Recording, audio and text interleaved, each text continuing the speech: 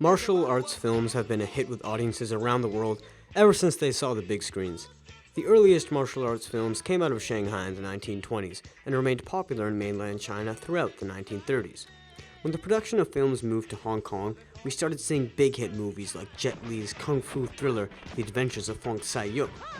Legends such as Bruce Lee and Jackie Chan popularized martial arts films in Hollywood with their entertaining fight styles and dynamic characters. Today, there are a number of action-packed martial arts films in both Eastern Asian cinema and Hollywood cinema that are making big waves. David Leitch's John Wick, starring Keanu Reeves, and Gareth Evans' Indonesian thriller, The Raid 2, were both released in 2014. Both films tripled their budgets in the box office while receiving extremely high praise.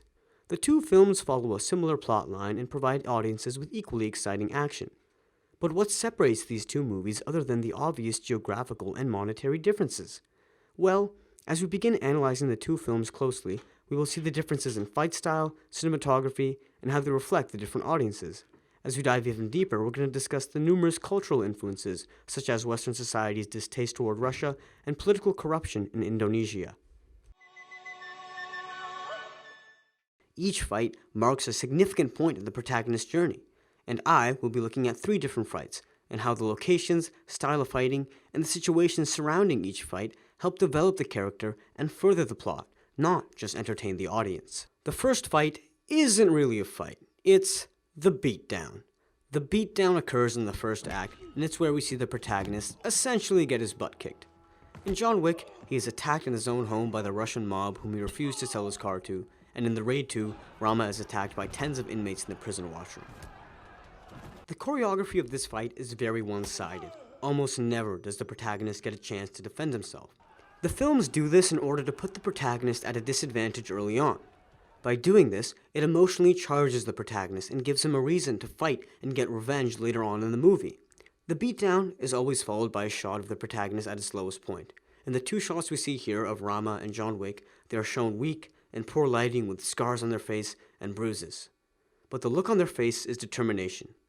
Jackie Chan says, "Every fighter has a sense of righteousness and justice." This sense is found after the beatdown. This sense of righteousness drives them to keep fighting and get justice on the people who did them wrong. Rama starts training by punching the wall, and John Wick opens up his vault full of weapons. In both shots, we see a common theme of breaking down stone. Now, this action works similarly in both films as a way of representing the fighter's determination to get revenge, and it also works in showcasing the audience their pure and brute strength that is to come. The next fight is the establishing fight. This is usually the largest scale fight and has the most stunt actors and fight moves. Now, the function of the establishing fight is for the protagonists, in our case John Wick and Rama, to establish their dominance as fighters and as characters. As I just mentioned, it's the biggest fight in the movie, but it's also the fight where you'll see the most crazy moves, like flips, throws, and sometimes even graphic content like blood and even bones breaking. A lot of the moves you will see are actually unnecessary if you look at them from a fighter's standpoint.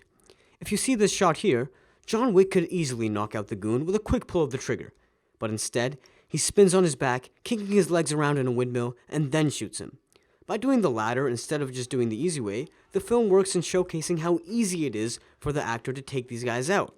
This sense of ease and control that the fighter has works in establishing his dominance. Another specific thing that both fights do is this idea of the one-man wrecking crew, where the fighter takes on 2, 3, 4, even 5 people at once. The more people he has on him, the more at a disadvantage he seems, and the more impressive it is when he dominates them. Ultimately, the establishing fight marks a power shift in the movie from the antagonist to the protagonist. It's the first step in John Wick and Rama's journey toward achieving that sense of justice they've been seeking since the beatdown. The cumulative fight, also known as the last fight, the final battle. This is the climax of the film, and we, the audience, finally get to see how and if the protagonist will achieve his final goal and attain that justice he's been seeking all along. Now, the final fight has no gimmicks, no crazy props, it's mano a mano, man versus man. We see this with the setup, as in both John Wick and The Raid 2, the fight begins with the actors facing each other in their respective stances, ready to go. The moves used in the cumulative fight are very technical, they're not very flashy like the establishing fight. This is because in these fights, the protagonist's purpose is to finish and kill the other fighter, nothing else. The fight ends, and both Rama and John are shown beaten up badly, but their faces show a relaxed and relieved look, opposite of the look of determination we saw after the beatdown, indicating that they have finally achieved that justice they have been seeking the entire film. Every martial arts film has a bad guy. With John Wick and The Raid 2, there are a number of similarities between the function and role of the antagonists in the film. However, there remain subtle differences between the villains of The Raid 2 and John Wick that stem from the two films' individual socio-cultural contexts.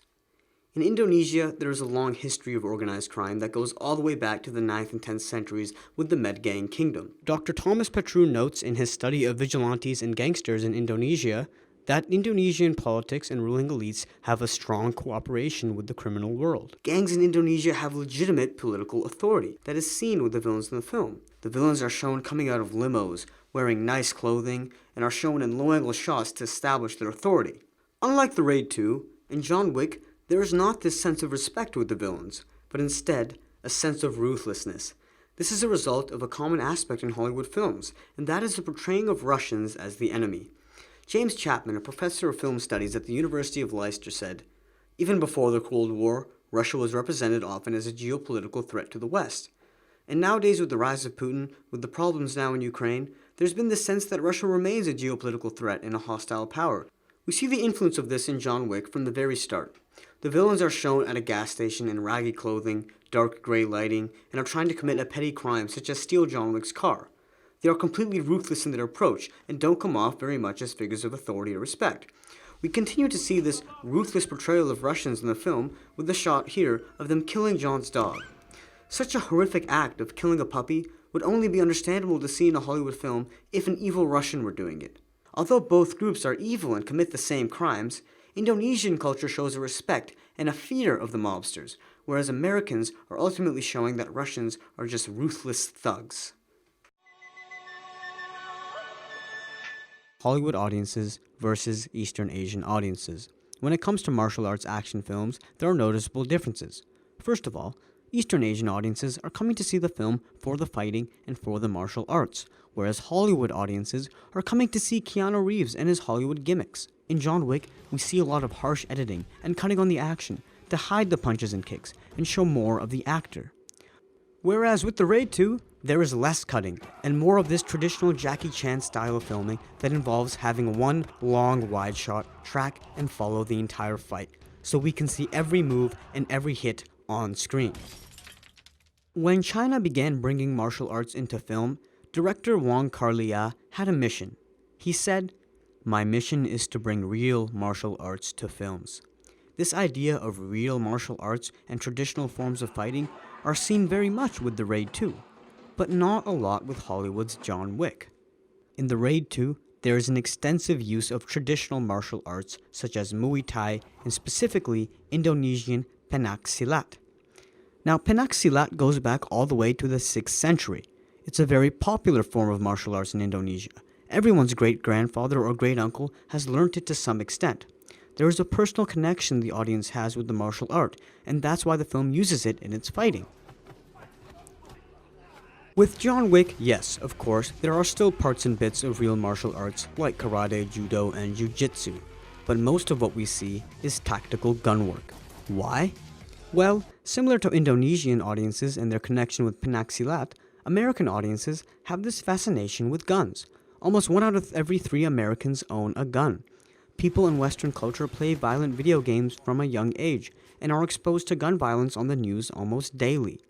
Hollywood films' extensive use of tactical gun work reflect this fascination and bring it to life for their audiences to live out on screen. But ultimately, the use of Pencak Silat and traditional martial arts versus the use of guns is not a matter of what's cooler, what's better, or what's more impressive, but a matter of the two films catering to their unique set of audiences.